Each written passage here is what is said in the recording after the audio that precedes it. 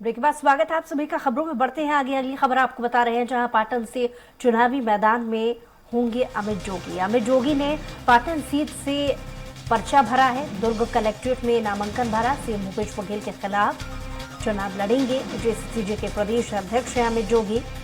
कांग्रेस और बीजेपी को टिकट देने आया एक और प्रत्याशी। पाटन विधानसभा में महारोचक मुकाबला होगा इससे। तो जेसीसीजे के प्रदेश अध्यक्ष अमित जोगी, जो मुख्यमंत्री भूपेश बघेल के सामने चुनाव लड़ रहे हैं पाटन सीट से। अमित जोगी ने पाटन सीट से नामांकन भरा है। दुर्ग कलेक्ट्रेट में जाकर उन्होंने पर्चा आज दाखिल किया।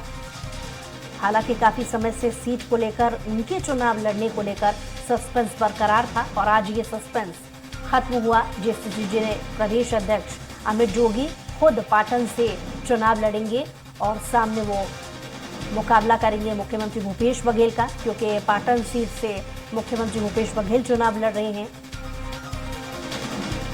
और जेसीसीजे पार्टी से पार्टी के प्रदेश अध्यक्ष अमित जोगी खुद पाटन से चुनाव लड़ेंगे।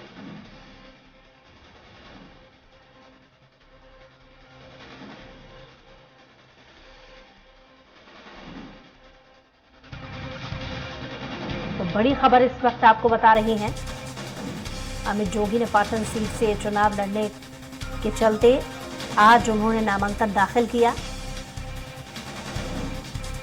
आपको बता दें कि जेसीसीजे पार्टी के प्रदेश अध्यक्ष हैं अमित जोगी और पाटन सीट से वो चुनाव लड़ेंगे। उन्होंने नामांकन आज दाखिल किया।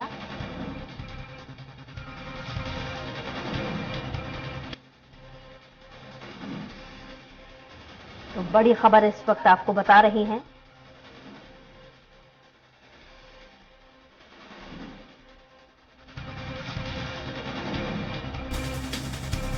जेसीसीजे के प्रदेश अध्यक्ष अमित जोगी आज नामांकन दाखिल करने के लिए पहुंचे। पाटन से चुनावी मैदान में अमित जोगी उतरेंगे। काफी समय से जो सस्पेंस था, बरकरार था, वो आज खत्म हुआ, क्योंकि अटकलें अभी तक लगाई जा रही थी, लेकिन आखिरकार आज ये स्पष्ट हो गया जब नामांकन दाखिल करने के लिए अमित जोगी पहुंचे। गौरतलब है कि पाटन से ही मुख्यमंत्री भूपेश बघेल चुनाव लड़ रहे हैं। उन्हें पटकनी देने के लिए चुनावी मैदान में पाटन सीट से ही अमित जोगी जेसीसीजे पार्टी से चुनावी मैदान में उतर रहे हैं। और ज्यादा जानकारी के साथ स्वरा संवाददाता दिलीप हमारे साथ जुड़ गए हैं। दिलीप, नामांकन दाखिल करने के लिए अमित जोगी पहुंचे, क्या अपडेट आपके पास? जी घोषणा जी, बता दें कि जेसीसीजे के प्रदेश अध्यक्ष है अमित जोगी और इन्होंने पाटन विधानसभा के लिए अपना नामांकन दाखिल कर दिया है। आज दुर्ग पहुंचे और जिस तरह से कांग्रेस के सीएम भूपेश बघेल ने पाटन विधानसभा से नामांकन दाखिल किया है और लगातार एक तरह से पहले भी संकेत देते रहे हैं। हालांकि पहले ये था कि वो मरवाही से कोटा से या फिर दूसरे विधानसभा से लड़ेंगे, लेकिन फाइनली उन्होंने पाटन विधानसभा को ही चुना है और अमित जोगी ने पाटन विधानसभा के लिए आज दुर्ग पहुंचकर, कलेक्ट्रेट पहुंचकर अपने समर्थकों के साथ नामांकन दाखिल कर दिए हैं और सीएम के खिलाफ मैदान पर उतर गए। तो कुल मिलाकर एक लगातार ये बातें भी कही जा रही थी। कांग्रेस लगातार जेसीसीजे पर, अमित जोगी पर आरोप लगाते रहे कि वे बीजेपी की बी टीम की तरह काम करते हैं। तो कांग्रेस के लिए एक और बात कहने के लिए एक और बात बन गई कि जिस तरह से अपने जो पकड़ वाले मजबूत इलाकों को छोड़कर जिस तरह से अमित जोगी ने यहाँ जाकर नामांकन भरा है पाटन में, क्योंकि पाटन से कभी उनका विशेष नाता नहीं रहा है, केवल सीएम भूपेश बघेल वहां से चुनाव लड़ रहे हैं, इसलिए वहां से मुकाबला दिलचस्प है। क्योंकि देखा जाए, मुख्यमंत्री के सामने खुद अमित जोगी चुनाव लड़ रहे हैं। उनकी पार्टी की प्रतिष्ठा, सभी चीजें दांव पर है। कितना वो मुकाबला दे पाएंगे, मीडिया एनालिसिस के हिसाब से अगर समझा जाए, कितनी वोटों की पटखनी देने के लिए वो अपनी तरफ से बेस्ट कर सकते हैं, स्थितियों को अगर देखा जाए, क्या कहेंगे दिलीप?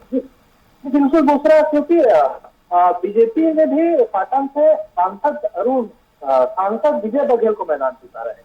इस तरह से, क्योंकि मुख्यमंत्री के अगेंस्ट ऑलरेडी एक बड़े कैंडिडेट हैं बीजेपी के ऐसे में किसी जैसे अमित जोगी का चाल चलना कहीं न कहीं ये है कि क्योंकि जब अजित जोगी जी थे और जेसीसी का जो कोर वोटर्स ग्रुप है वो अनुसूचित जनजाति समुदाय के लोगों को माना जाता है, क्योंकि लगातार उसकी राजनीति का केंद्र अनुसूचित जाति और अनुसूचित जनजाति समुदाय के लिए रहा है। क्योंकि पाटन का जो क्षेत्र है वहाँ आदिवासी तो बहुत ही कम है, लेकिन जो अनुसूचित जाति वर्ग के समुदाय के लोग हैं, लेकिन फिर भी उनके पास प्रतिशत की तुलना की जाए तो वो महज 10 से 15% वोटर भी उस समुदाय से बिलोंग करते हैं। लेकिन उसमें भी ज्यादातर वोटर्स कांग्रेस पार्टी के ही वो वोटर्स माने जाते हैं।